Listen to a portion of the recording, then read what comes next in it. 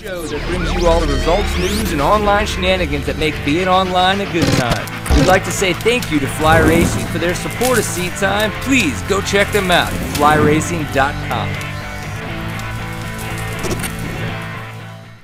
Hello everybody, welcome to Seat Time. This is Brian Pierce here. Just want to welcome you guys to episode 71. We have some fun new guests on. As you can tell, obviously, again, I apologize for the fact that we are behind schedule. My buddy Stephen Rice, who I was telling you about last week, he's here again.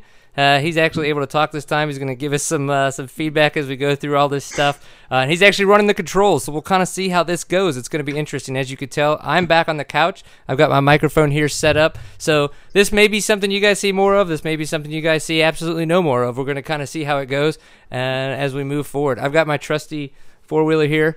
So we're going to be able to listen to four-wheeler noises all night. But the fun part is we have our guest, Jacob Argubright. Now, I'm going to try to see if I actually pronounced it correct. How close did I get? Pretty close. You just messed up on the argue part. Argue or argue? What is it? Like you're arguing with a bright person. Argue bright. Argue bright. So I think I like it better as argy. I've had people call me that. As well as Jakey, apparently. People like to call you Jakey? Yeah, that's only for the girlfriend. Oh, that's not what she said. She's like, oh, everybody loves to call him that. That's what she says, but I think she wants that privilege. She says that, but she doesn't understand that that's not the case at all. Yeah. I understand. All right. Well, we have to say thank you very much for being on Seat Time this kind of evening. I'm sorry for taking up so much of your time as we were trying to get everything set up. But tell us, as we like to ask everyone, how is your evening going, kind sir? It is wonderful. I am tired. I just got back from King of Motos practice, but I'm happy to be on the show. Heck yeah. King of Motos practice. Okay. So what does one do when they're practicing for King of Motos? Just look at rocks, go up them, and try not to hurt yourself. So there's actually no technical ability whatsoever. It's just balls out? Well, that's what I was doing today. I don't have that much technical ability, but I just replace it with balls. Right? I tried to do that when I was a freshman in high school, and unfortunately all the chicks caught on, and it didn't take for a while, so it's unfortunate. But so you did an amazing job this past weekend at the National Hare and Hound. You got to fight a little bit with David Camo. Kendall Norman was first, David Camo second, and you in third place on the podium. So obviously we want to know about your weekend. Please tell us how it went down. It was a good weekend. I left Saturday morning for my new house in Phelan. Went riding. The dirt was amazing. It rained. Hit some berms, hit some jumps. And then what else did I do? Saturday night, we had a slow race for the Rescue 3, which is like a charity thing. That was fun. We just, it's like 100 feet, go as slow as you can. Came down between me and Kurt Caselli. We're doing good. I guess Verb Off-Road wanted to help because Meg came in and started ramming her with her bike. And then I started stepping on his number plate. That was fun. And then I ended up winning that. So wait, explain more about the slow race, like Meg getting rammed and you stepping on her number plate?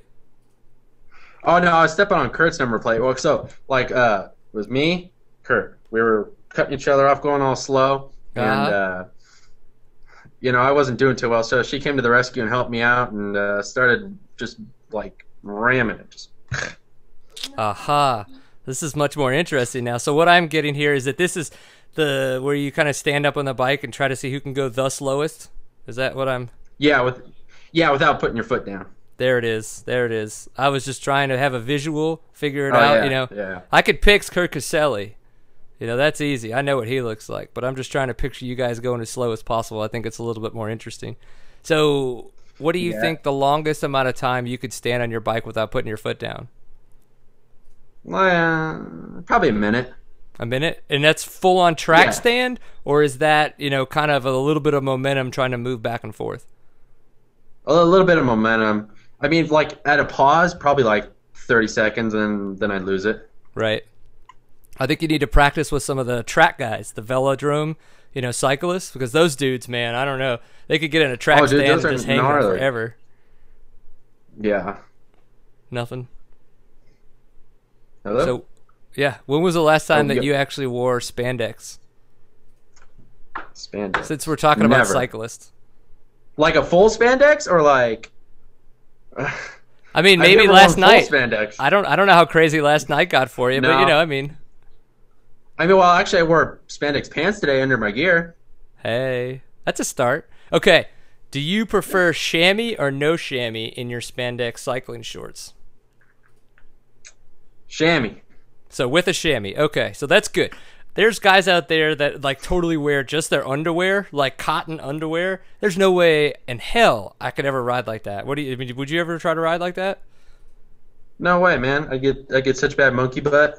Yeah, monkey butt. I haven't heard that in forever. That is great. I love it. I love it. Okay, so we know that you and Kirk Caselli were getting banged by Meg Saturday night during the slow competition. But Yeah. on Sunday, when you guys went and raced, we know that Caselli didn't have the best race, but he also got the Sportsman of the Race award, pretty much. But tell us about For your sure. race. We want to kind of know, you're try to have fun at all the bomb runs that you do from the email I got from you. But, take us through that. I've never done a National Hare and Hound. I've never talked to you on the internet. Let's have a conversation about it. All right. You want me to start with picking my line out or just Hell the yeah. race? Tell me about how you pick a line out, because I don't know how to do it. I wouldn't get advice from you about that. Apparently, I'm not that good because after all my troubles Sunday morning, I ended up like 17th, which is not where I should be. Yeah, it looked like you made up that 17th to like second in one lap and one loop, right? Yeah, thank God for the rain. I mean, if it wasn't for the rain, it would have been a lot worse. I don't know. The bomb was weird. Like, it was a mile and a half long, and you can go wherever you want, but it went into some hills, and it just, all the trails were going which way, and I just couldn't pick one. I was there for an hour and a half just trying to find one, and I couldn't find one. And so, Go ahead. oh yeah. So at the end, I found one. I just wasn't happy with it, and I just said, "Screw it! I'm just gonna go with this one and see where I go." Right. How long is your typical bomb run? So, like, if you're like, okay, the start line's going to be here, and then you're picking a line essentially for how long? I mean, a mile, half a mile? The minimum for a hare and hound is a mile and a half, and it's usually between a mile and a half to probably 3 miles.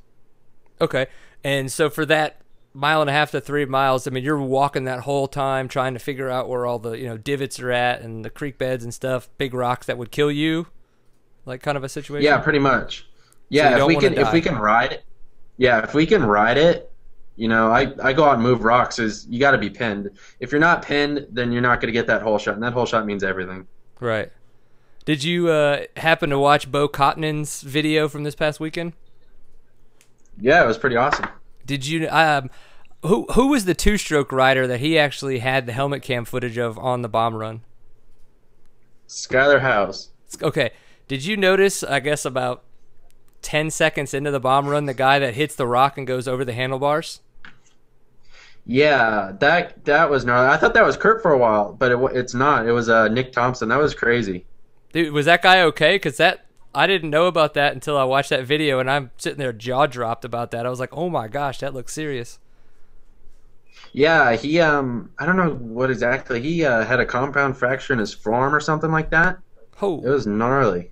So that, for those of you that are not scientists, when he says compound, that means that it compounded outside of the skin. So if he broke his bone and he compounded it, that means it's like sticking out and it's waving at you, and the pain is probably kicking in.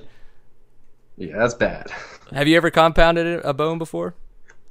No, I have not. No, Thankfully. that's okay. I haven't either. I've like broken a collarbone. Like, I'm the biggest wuss Yeah. ever. So That's what to say. I broke my collarbone at this race last year, and that was about the worst I've done to myself.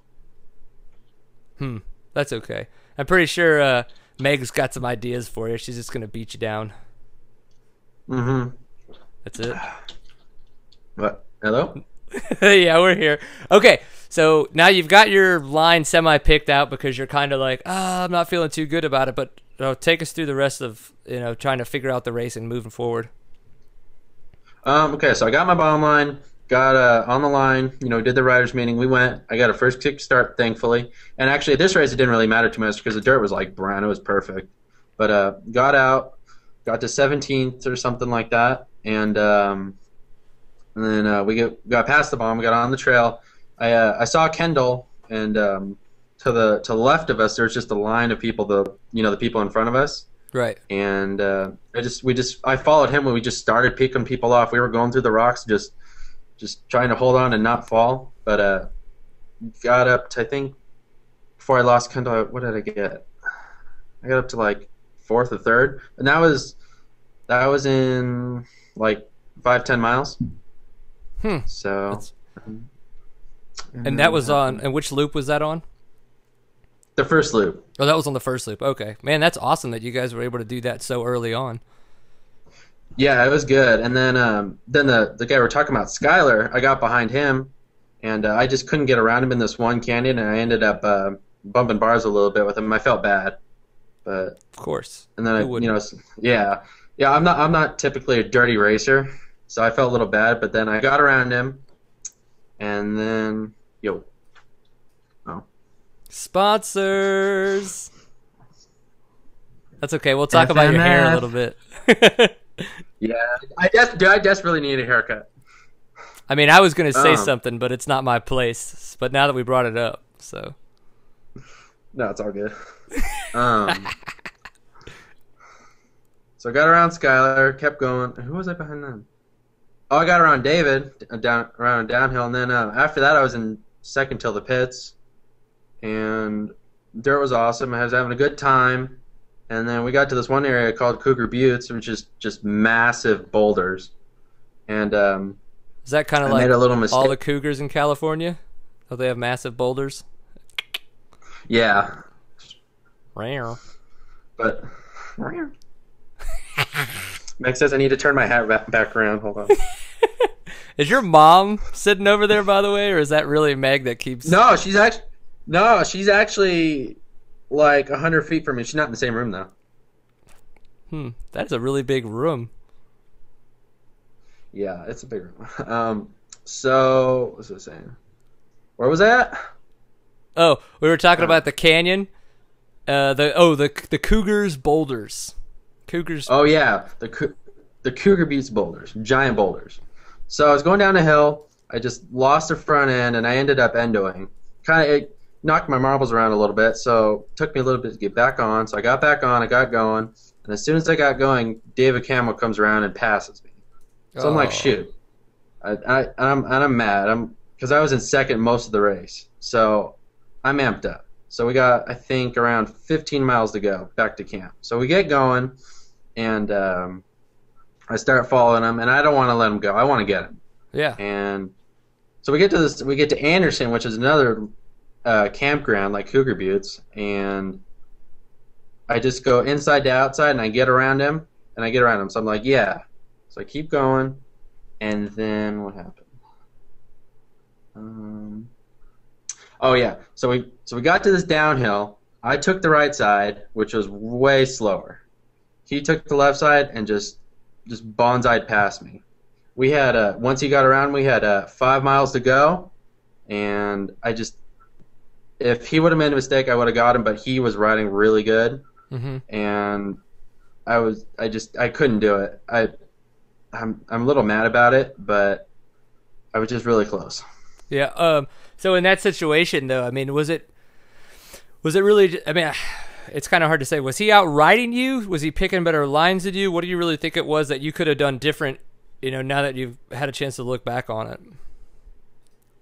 He outrode me. I tried to pick better lines, but he was just right there. He was definitely riding really well for sure. Awesome. Question about that. Both of you guys are I want to know more about your team, so that's something I want to know, but are you guys kind of both on the same privateer-esque level when it comes to the bikes that you're riding and the support that you have? Yeah. I mean, he's because I know he's sponsored by. I don't know if he's still with Honda. Didn't they kind of not give him a contract for 2013? I don't know. Well, I'm sure they will because, I mean, Johnny was in Dakar this whole time, so I'm sure they'll give him a contract. I mean, they won the Baja, so. Yeah, I would think the same thing.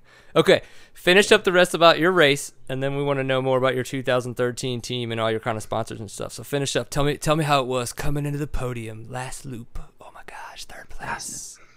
Out of breath for sure. We were huffing and puffing. I was relieved to get in the long race. I was out of breath, but I just wanted to figure out what happened to Kirk. 'Cause I passed him, back on the first lap, and I was just wondering what happened to him. Right. And then, yeah, I don't know. I just heard it was something to do with his rear brakes, and then after they got it swapped out and figured out was when he wound up coming across his buddy. Is that with the broken leg? Is that kind of what you heard as well? Yeah, that's what I just heard, and I actually just read on District 37, our website, that I guess he left his bike out there, and Anthony had to go get it last night. Whoa. Yeah. Hey, boss, would you mind go picking up my, $12,000 piece of machinery from the middle of nowhere? I know. If I would have known, I would have went and got it for him. I might have, rode it for a little bit. You're like, I'm suddenly riding a KTM. Yeah. How cool would it be if it had an air shock on it? You go get it. You're like, what's up, Dungy? Yeah, I don't know about that. Yeah? What do you mean? What do you mean? I don't know about the air shock, man. I'm voting for the spring. Okay, but why? I don't know that much about air. I mean, I'm open to it. I just don't you breathe air? You breathe air. Yeah, well, I like air, but I don't know. I don't know if my suspension does. That's true. Well, there's still air in there, and the air in the oil. But you gotta bleed the forks. See, your forks don't like air. You do, but Okay, so, no, yeah, you're right. You definitely have to bleed your forks. Yeah. I don't know. I want to try to get all scientific on that, but honestly, right off the top of my head, I got nothing. Yeah, I'm on your level. Don't worry. Yeah. I wonder if it has anything to do with cavitation of the oil, which would be air bubbles in the oil coming to the surface. All right. Yeah. Now I'm just pulling for strings to actually sound smart. It's not going to happen. I threw out my one big word for the evening, so we're good. So you come through, you're all pumped, you're all tired, you're like, oh my god, I'm on the podium, third place, what's up? Who do you give your shout outs to? Do you high five anybody? Do you just like act a gangster, or what's the throwdown? Well, that race they have Carl's Jr. there, so I was looking for some Carl's Jr. They have Carl's Jr. at the race? Well, this one they do. They have a truck that comes out down this dirt road. It's like a 5-mile dirt road. They come out, they have hamburgers. I mean, it's not a great selection, but it's Carl's Jr. in the middle of the desert. Mm-hmm. That's what I want. Yeah. So you're not one of the big gluten-free? No. Give me my grease. Give me my crappy food. I want to eat it, right? Yeah. After a race. Just after a race.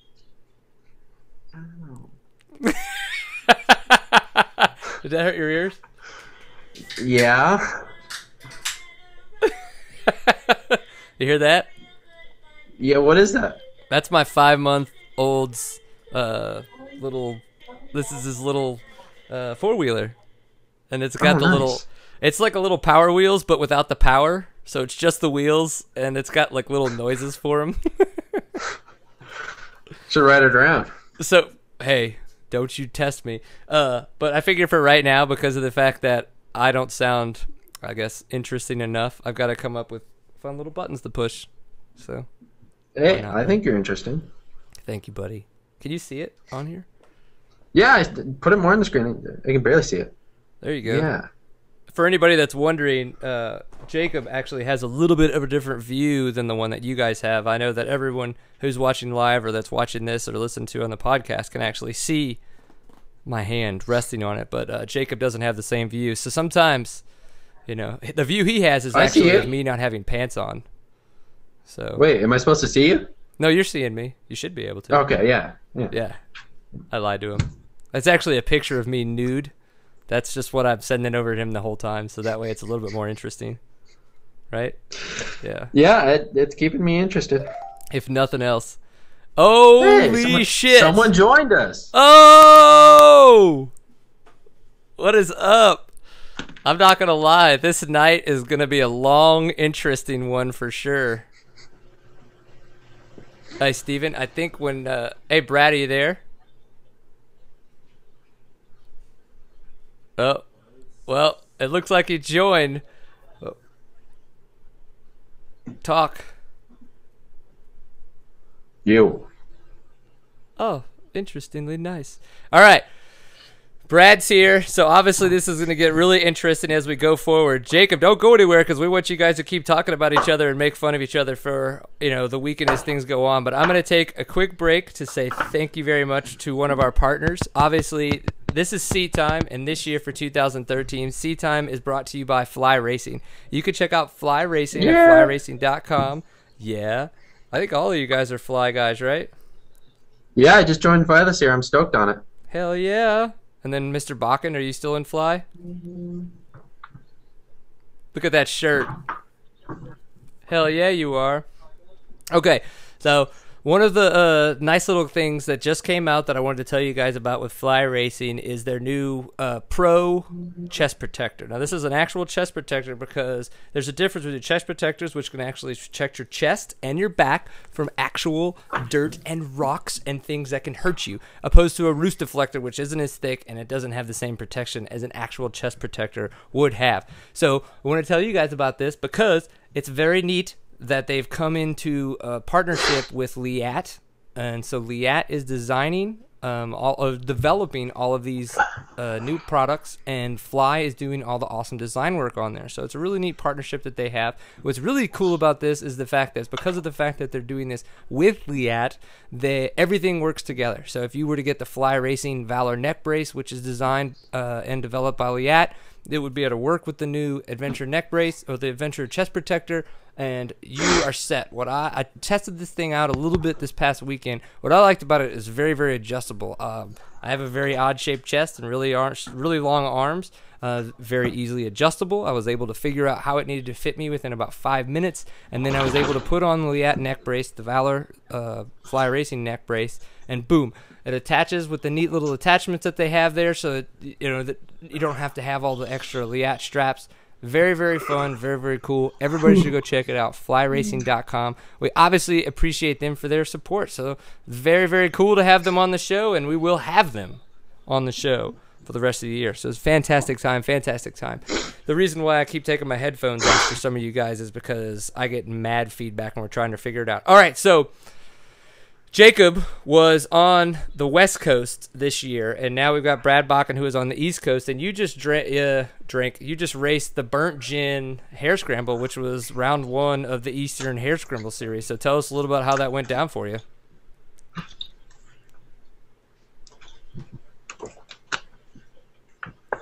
He looks really confused, folks. He looks really confused. Can you hear me? I can. You can? I can. Sweet. Oh, yeah. It was a good race. There was a bunch of top riders there. And it was a pretty long race. It was 15-mile laps, and we did 6 laps. And pretty tight trails. Got a decent start. I got a phone ringing. Oh, gosh. Don't worry, that's just the naked picture of me I sent you. And kind of worked my way up to about 8th. And on the first lap, I got lost, so went back to about 15th. And then worked my way back up to 8th. I was riding with Rory Mead and Chris Bach for a while. And then they got around a lapper, and the lapper pulled right back out in front of me, and I ran right into the back of them and broke some bones in my foot and my toes and stuff. It's a little gnarly, but kept getting it. And you're not supposed to do that before the season actually starts. I know. What's up with that? But kept getting it. I almost actually pulled off because I felt like my boot filling up with blood. But I figured if I could keep riding, it would be good enough. So kept going, and you're like, it's a leather boot. It's tight. Let's go with it. No, yeah.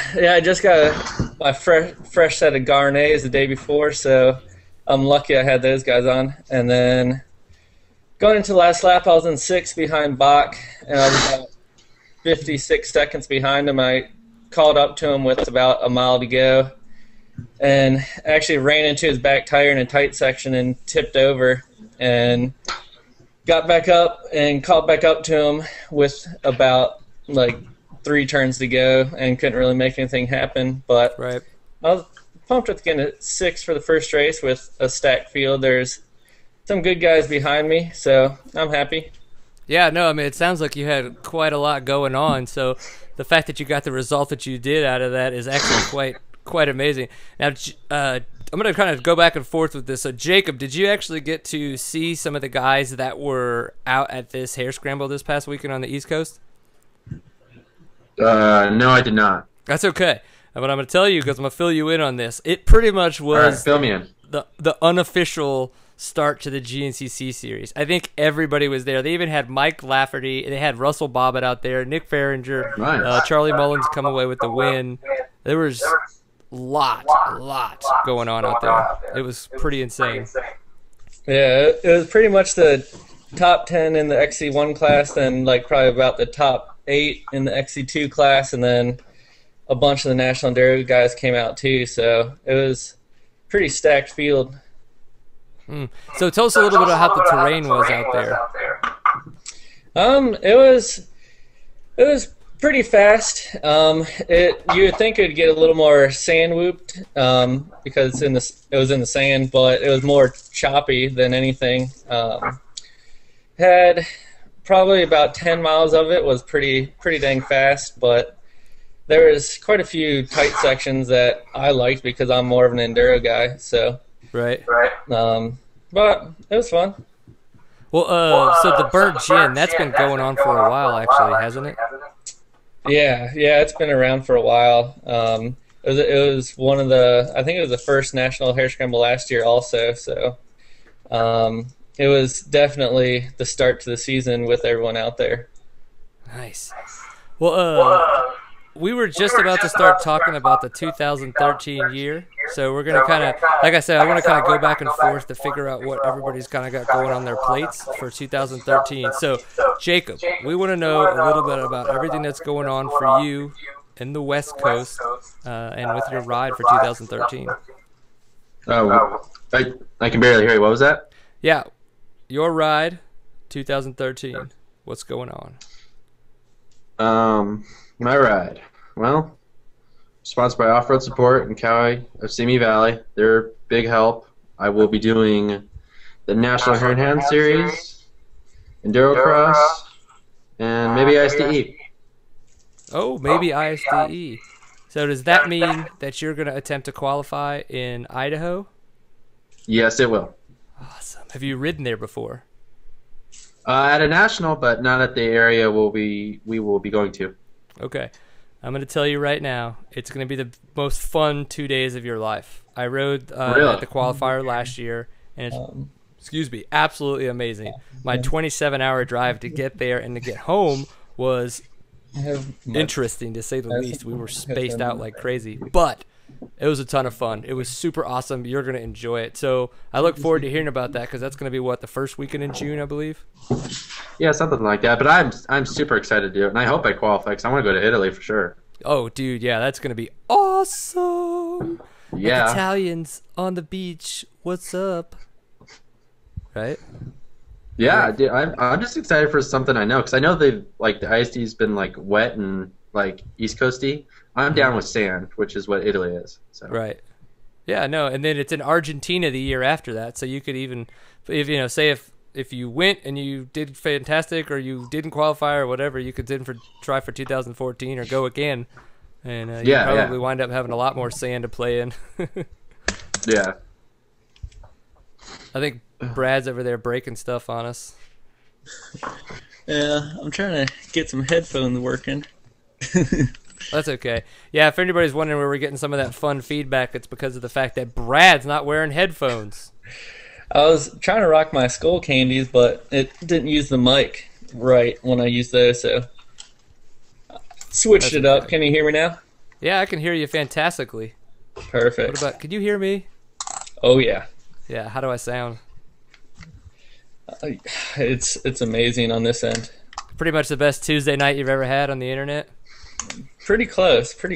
Yeah, I figured as much. All right, so we now know what Jacob's got going on a little bit for 2013, even though it's a little convoluted. We're going to find out more. But what do you have going on for 2013? Are you revisiting what we've seen in the past from you?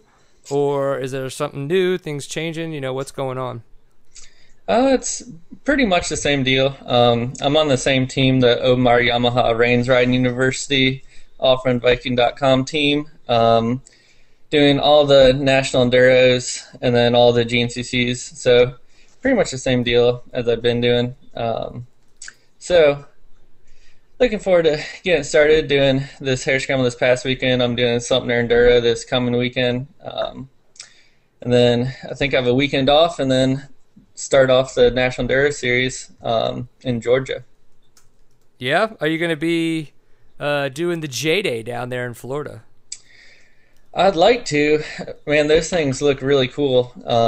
But I don't know. With it being 2 days before the first GNCC, it's a little bit of a risk going into the first GNCC, and I don't want to do anything stupid, That's true. That's a good point. Jacob, have you had a chance to check out any of the J-Day videos of races that have gone on the Northeast? Yeah, Meg showed me a couple of clips. They look the videos are good and the train looks fun. Yeah. Do you think that type of racing and that what they're used to terrain-wise up Northeast is going to translate well to Florida, to the south? I don't know. Is that your professional opinion? Yeah, that is my professional opinion. I mean, I don't know about the East Coast. I mean, those guys are so fast. They're crazy. Yeah. Those guys up in the Northeast seem to be, I don't know if it's the videos or the way the tracks are laid out or whatever it is that's going on, but those guys look retarded fast. Obviously not that you guys don't, but it's just, I don't know if it's just different sometimes, and it's weird, and I want to see it in person. I hope I get a chance. So I'm looking forward to more J-Day, looking to see what's going on. Okay, so 2013 for you, Jacob. You're going to be back on the Kawasaki? Yes, I am. Okay, I saw you there this past weekend. Just wanted to make sure that moving forward that's what we were going to be seeing. So yeah. What's the next race that you have coming up that you're looking forward to? King of the Motos. King of the Motos. That's what we were talking about with you and your balls and the boulders and crazy lines and stuff, right? Yeah. Yeah? Yeah. So you're going to win it? Yeah, I'm going to try to, dude. It's 160 miles. Whew. We're figuring if you go 20 miles an hour, that like an average, it's going to take you 7 hours. It's going to be a long day. I might have some lights ready. That's probably not a bad idea. Brad, if you were given the chance, would you come over and try to do King of the Motos on the West Coast? Yeah, I'd definitely like to try something out like that. I've never even really ridden West Coast stuff. I mean, I've been in Texas and Wyoming for enduros, but they try to tighten them up a little bit. Yeah, for sure. But I think it'd be cool. It'd be something different. All right. Well, make sure you put a bash guard underneath your bike if you do, because those rocks don't move at all. Oh, I'm sure. Yeah.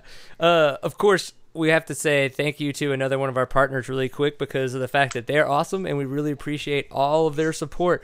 So one of our other partners that has really started to help us out is Squarespace. For those of you who do not know, squarespace.com is a CMS system that you can go check out. It is the best way to build exceptional websites. What they do is they offer hosting and software, so that way you have the ability to go in and you can create your own personal website right there on the fly, and you can get creative if you want to. They have that ability, but if not, their templates are they're awesome. They're really, really easy for people to use. You can upload all your pictures, all your videos. You can put up your blog posts. So squarespace.com/seattime is the link that you want to go to. And of course, because of the fact that they're a fantastic sponsor of SeatTime, they are offering 10% off your first purchase. So if you were to put in the offer code SeatTime1, then you would be able to get 10% off of your first purchase. So go check it out, squarespace.com/SeatTime. The offer code is SeatTime1. And that way you get to have a free trial offer and find out about their 24-hour customer support. And pipe full of awesome. All right, of course, we apologize for the fact that we have to do that, but it happens. Got to pay the bills. The internet is not free. It's quite unfortunate. All right, so we've kind of moved on to all this fun stuff. We were talking about the enduros a little bit and the GNCCs and what's going on the West Coast, but let's talk a little more personal. Okay, let's do that. So, Brad, you just apparently broke your foot, and you're okay with that, and you're going to keep riding. Is that correct? No, yeah. I mean, I did it on the third lap, and it was not even halfway through the race, and just kept getting it. Just probably the hardest thing about the race this coming weekend is just putting my foot in the boot before the actual race starts. But once I get it on, it should be good to go. All right, and it's apparently the chat room is wondering and wanting to know if you know who Dick Lovin is. No, I don't, but I'm sure Bolton probably does very well. I'm pretty sure he's ridden Dick Lovin many a times. Maybe ridden with, ridden on, ridden next to. Ridden around. Yes. All right, so do you have a nickname? Some people call me Bacon because my last name is kind of says Bacon, but it's really Bakken. And but that's really it. Nothing too much. Something like that. Jason Raines always calls me Bacon on all my boxes he sends me and stuff. So, but that's about it. Yeah. All right. What about you, Jacob? Do you have any fun nicknames or fun personal stories you wanted to share with us? Well, some people call me Jake the Snake, and yo, make what? No, that's no. They don't. I re-broke my finger. What is that? That is my pinky that I messed up today. Man, Meg beats you up too much. You know that, right? You could call somebody. Yeah. No, I do. I definitely need to call someone. She beats me up. I mean, after I get off this call, she's probably gonna take me out back and beat me. All right. Well, just make sure you put your iPhone somewhere and videotape it because people pay for that. You know that. I mean, you could be rich. I could, but then she'd probably beat me for that. I guess you got to figure out if you want the money or more beatings because you just got to make yourself happy. You know. Yeah, you just got to draw the line somewhere. And for you, that's apparently the money. You'd rather have the beatings. So when are you going to win your Hare and Hound Championship? This year. I'm in a good position, and I'm stoked about it. Yes. Hello? Yeah. No, we're here. What'd you say? Oh, no. Okay, so this year you're in a good position. What kind of consistency, what is it going to take for you to be able to, beat the likes of Kendall Normans, David Camos, and Kirk Caselli's, and, all the other guys out there? I got to do third or better, and I really want just a lot of wins. I mean, last year I was just going for podiums, but I'm really hungry for wins this year. That's first and seconds. That's what's going to get you the title, and you just have to finish all the races. All right. Okay. That's good. Now, Brad. Yes. We haven't really started off the National Enduro yet. Obviously, that Hare Scramble seemed like it was a pretty good lead-in for a lot of people. I mean, Charlie Mullins now has won 2 races in a row. He doesn't need to race back into shape. He obviously is already kind of in shape. He's ready to kick ass and take names. So, when you're competing against him for the National Enduro title, what is it going to take down him and the Stuart Baylors and Russell Bobbitt's, Mike Lafferty's, and guys like that to compete, on the top podium level? The biggest thing with enduro is it's not. I mean, you obviously have to be in shape to ride dirt bikes, but for enduros, it's more just short sprints, and it's more about just being really consistently fast every section through the day. And I feel like I've been just getting stronger. Like my last enduro last year, I got on the podium. So hopefully, just roll it into this season and keep staying up there with those guys. They're really fast and they're really knowledgeable about racing enduro. So yeah, hopefully bring some of my experience into it and get a win. I haven't got a win in a national enduro yet. I've been on the podium a couple of times, but definitely like to be on that top spot. Heck yeah. Are you riding your 250F this year, or are you going to be back on the 2-stroke? I'm riding my 250F again this year. I just feel a little more comfortable on it. it stays a little more planted, like all you 4-stroke riders know. They just stick to the ground a little more than 2-stroke. Right.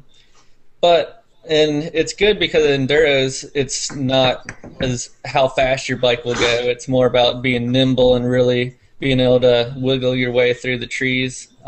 East Coast wiggle. That's what I'm talking about. All day. But yeah, just stay consistent and be the top guys every weekend, you know? It's interesting that you mentioned that you think that the 250F wiggles better on the East if you guys East Coast wiggle, when most people would say that that's what they feel that the 2-stroke does, because of the fact that even though the bike doesn't weigh a ton more or less, it's that it doesn't seem to have the rotational weight that a 4-stroke would have. Yeah, I agree with that. It's a little more flickable, the 2-stroke, but the YZ 250 2-stroke has so much dang power. It's ungodly power. Yeah, I put a 13-inch flywheel weight on it, and like put a 48 2 sprocket on the rear just to try to tame it down, and it still freaking would rip out of my hands in some of the wood like tight stuff. So right. I feel a 250S a little more usable power. Now we got country music. I love it. Oh yeah, but yeah, killing it. All right. So Jacob, you're going to be coming on to the King of Motos coming up, obviously very soon. Do you think that guys like Graham Jarvis, Taddy Lazuziaks and the David Knights and stuff, I don't know if all those guys are going to be there, but Graham Jarvis, since he won last year, is going to be there this year. Do you think you've got a lot for them? Yeah, I do. I have a lot of like hometown experience. I mean, I race out there all the time. I know a lot of the trails. I'm just so comfortable in that terrain. That's what I have to bring to the table. It's just that for sure. That's gonna be a big part of it. Yeah, no, knowledge of local terrain in those situations have definitely been seen to help people really escalate or elevate sometimes the results that they get. I mean, that's going to be a pretty large, playing field with all that world talent. So, obviously, in that situation, I wish you the best, because I would perform very poorly. I would probably. Hey, man! If you come out, I'll pitch you. We'll pitch you. You'll pit me, huh? Is there like an amateur program, like a super amateur program? There's pro, expert, and team. I don't know what the team rules are, but I think you team up with someone. Does that mean that you can race and I can drink?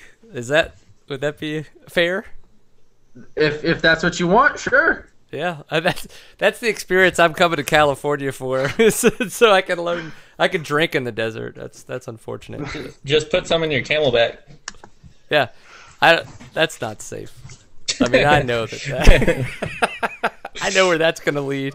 I've been dehydrated before without trying to ride a motorcycle, let alone doing that and then trying to actually ride over rocks in these boulders of cougars that you talk about. So do you know any of the fun nicknames of these situations at the King of the Motos, of the sections? I don't. I know some of the trails are named like Sledgehammer, Jackhammer, and like Backdoor. I don't know. That's all I know. So it went from like semi-dirty to dirty. I mean, that's pretty good. Yeah, that escalated quickly. It did escalate quickly. I enjoy that. If you could just like pop out a mustache really quick, I think it would be cool if you'd be like, boom, it escalated. I'm trying to be like you. See, a little bit. I think you should just Sharpie it in, actually. It's probably going to work better for you. Yes, you got to love that kind of stuff. Okay, so what other events are you going to be competing in for 2013? And what is that ungodly bell chiming noise? I'm staying at my buddy Will Wooten's place, and they have this old clock. Every 30 minutes it goes off.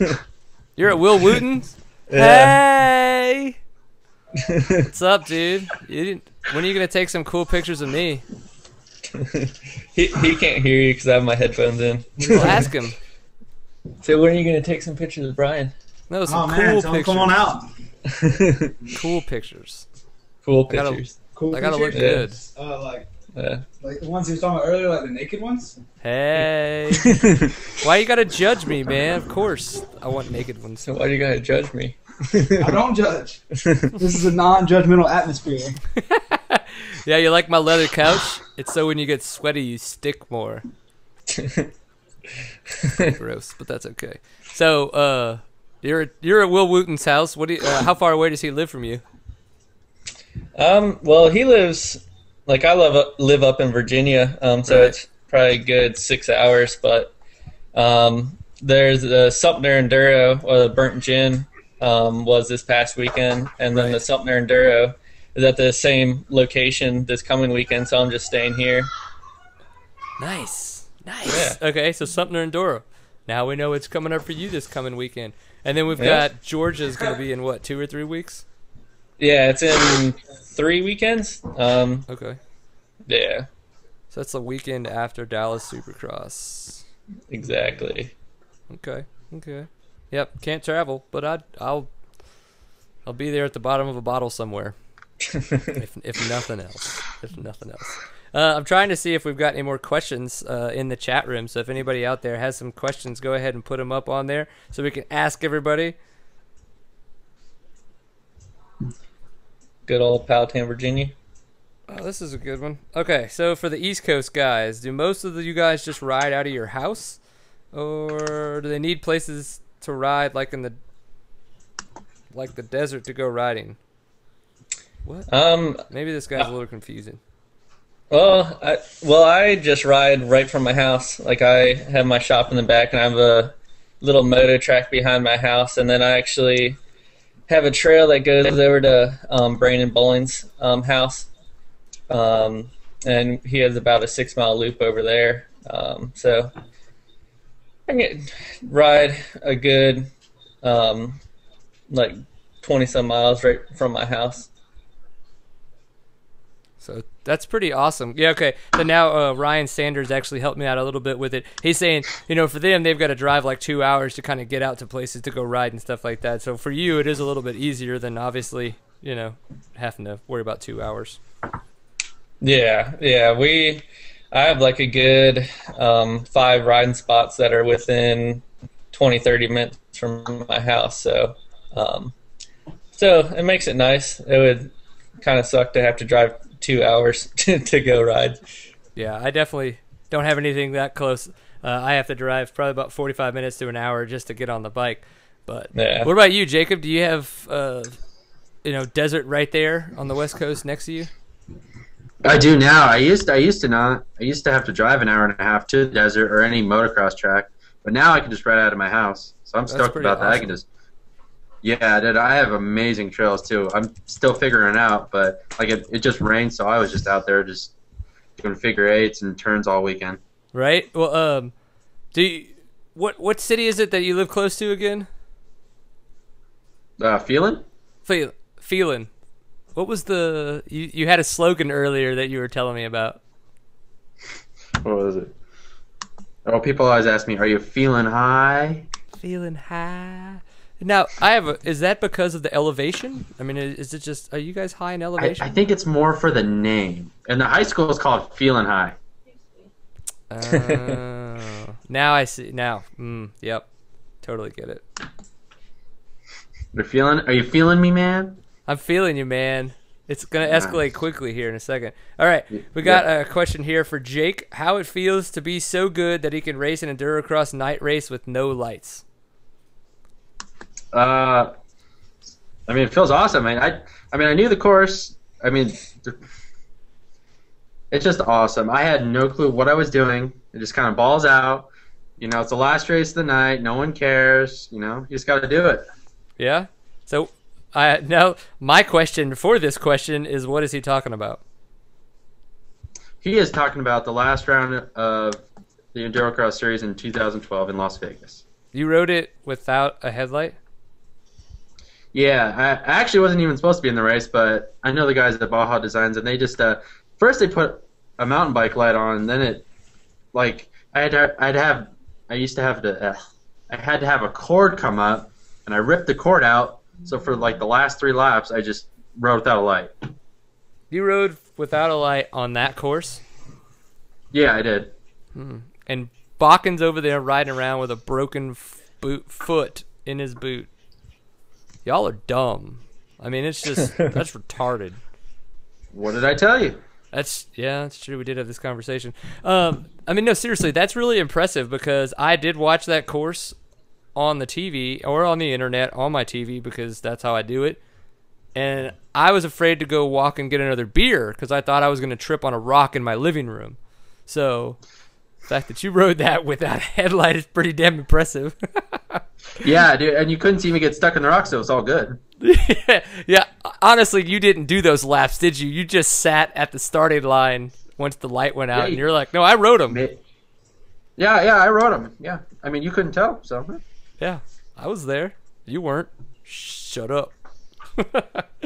So, Brad, going forward with the fact that this crazy-ass son of a bitch was on an enduro-cross track in Las Vegas without a headlight, what would probably be one of the crazier things that you've done on a motorcycle recently? And you don't have to tell us about your broken foot. That's nothing nowadays. Everybody does that. Yeah, that was no big deal. I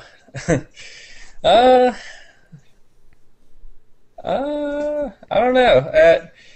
Last year, the last GNCC and the last National Enduro were on the same weekend. And Saturday was at Loretta's as the last GNCC. And I was running in 4th place in XC2 and blew up my 250F on like the 4th lap. And then, so I just happened to borrow one of my buddy's 252 strokes just in case something went wrong with my 250F, so I'd have something to ride for Sunday. So I drove the 6 hours down to Alabama to do the National Enduro the next day and got on the bike, adjusted the levers, and then went out and won the first test by 47 seconds. So that was cool. That's pretty awesome.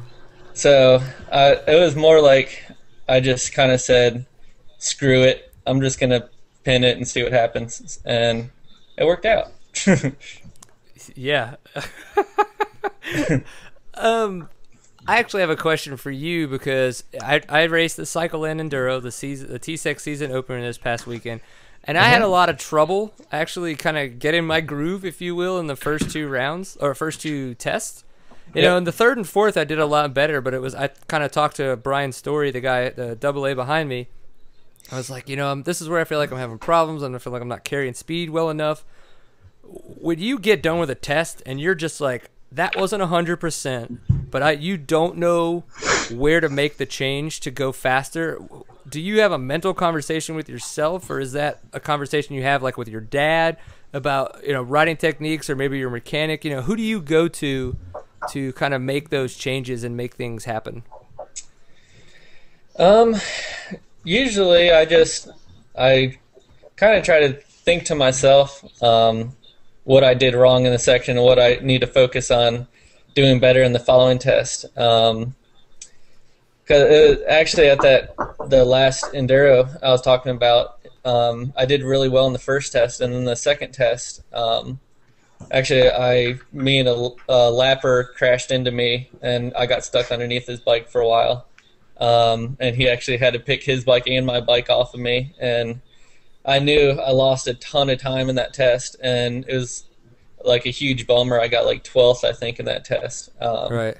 So then going into the following test, I just try to really just block it out and not even think about it, and just kind of forget what I did wrong and just move on forward. All right.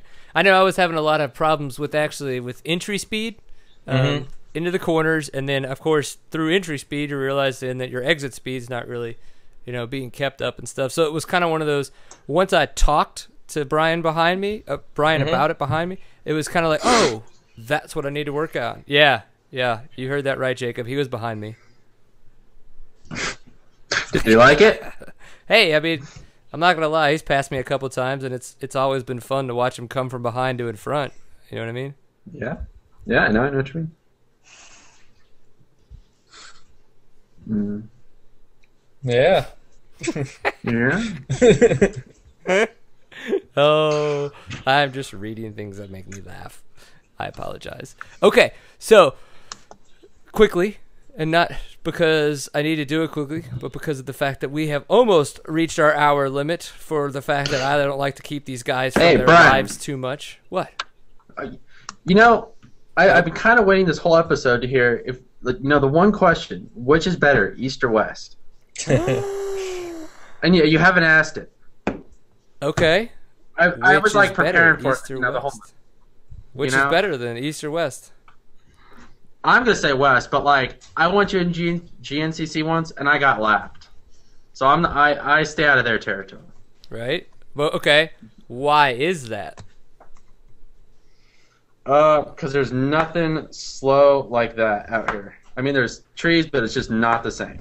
Right. So, obviously, then you can carry your speed in the more open areas, but I would still say that a lot of the rocky stuff you ride is still extremely technical. It's just that it's not technical where you're talking about the East Coast wiggle, right? Yeah, I cannot do the East Coast wiggle for sure. I dislike trees and I hit them for sure. Is Meg the one that told you can't do the East Coast wiggle? No, I told myself that. I know I can't. Okay. The thing I think is funny is me going to a GNCC. I think that's wide open. That's super fast stuff for me. Really? Yeah, national enduros are 3 times tighter than those. Really? I should do one. I've done a. What have I done? I've done a GNCC and an OMA national. OMA was fun. Yeah. It's just different stuff. I mean, I went out to Paula for one of the KTM demo things, or dealer show back in a couple years ago, and that's the only time I've even been on the West Coast. So, y'all are gnarly. I would never want to go that fast. Yeah, and I would never want to go that slow. Yeah. Oh, well, I don't think it's slow. I think it's fast in the conditions. Yeah. Because I know it's not slow. It's just faster than me. So it's very unfortunate. Man, everybody likes you, Brad. Thanks. I mean, I didn't mean that as in maybe they didn't, but...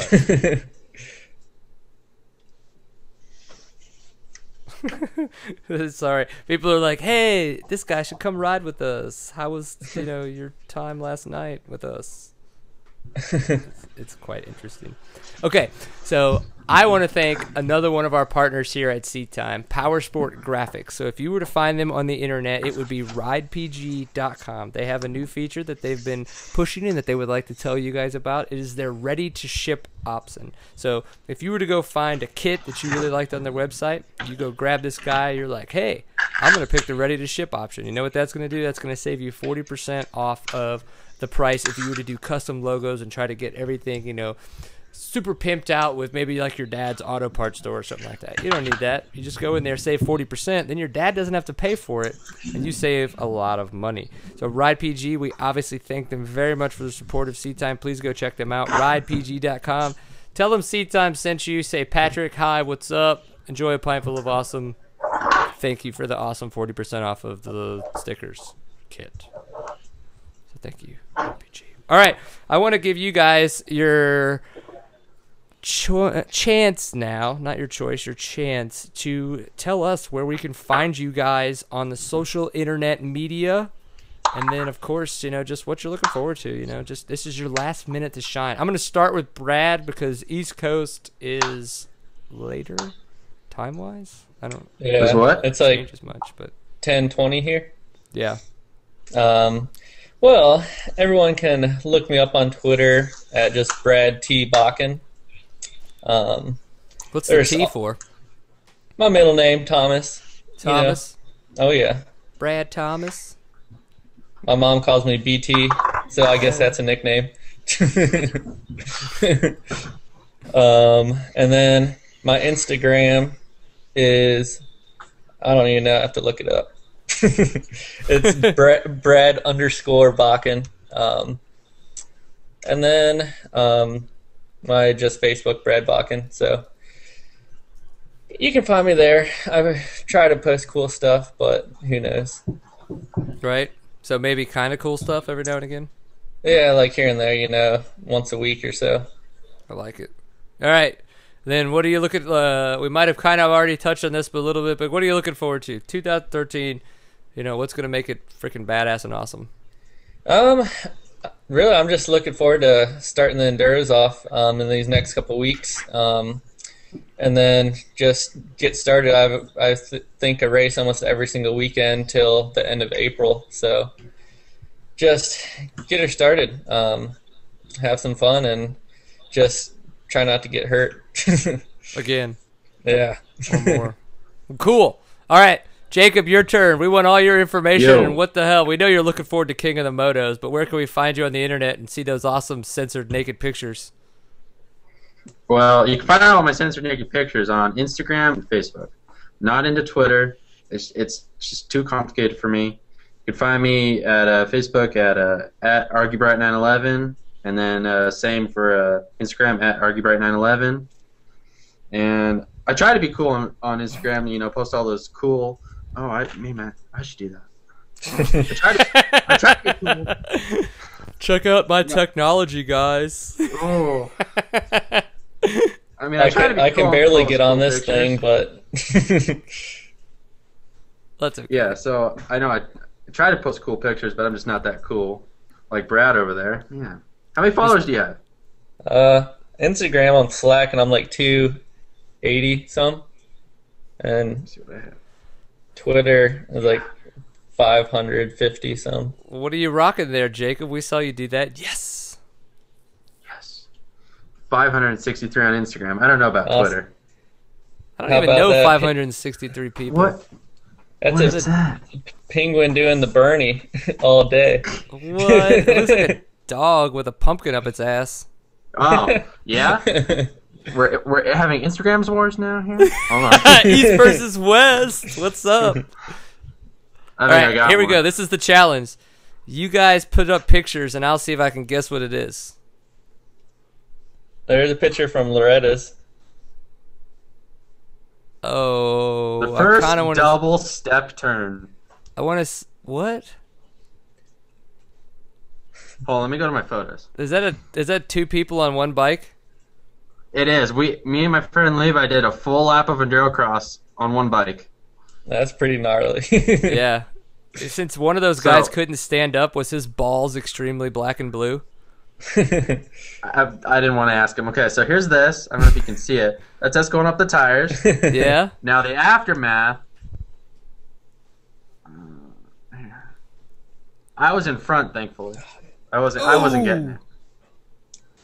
That Butt to the is face. a head into the other tires. It looks like. No, my butt's in his face. That looks horrible. Wait, did I say that backwards? I killed him. Oh shoot! All right, what do you got, Brad? Will's trying to pull up one. He took some pictures this weekend. We did our photo shoot.